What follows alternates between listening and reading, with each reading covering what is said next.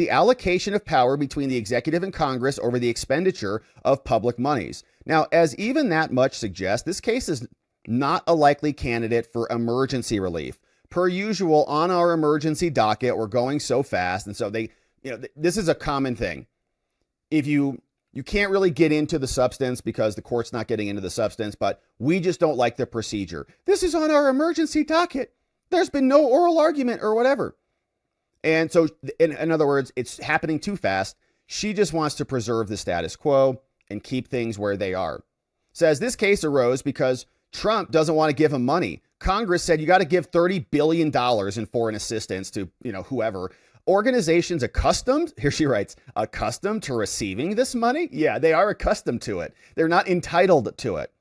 They've gotten very comfortable getting big fat stacks of cash coming their way, and it's not happening anymore. So they sued. They said, we need this money. Congress appropriated it to us. The controversy is significantly narrowed since that time. So all that money's been kind of whittled down to $4 billion. And under the district court's most recent order, Ali from Canada said you got to send that money out.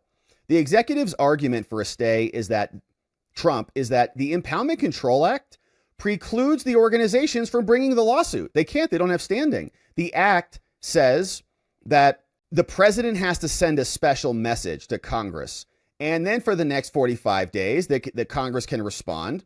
Again, the president needs a permission slip from Congress to execute the law. It's not true. If he believes the president is unlawfully withholding funds, here you go. You have a general. You have an comptroller general. There it is. The act says a comptroller who's a legislative officer. That is the person who can sue, right? Because they are representative of Congress.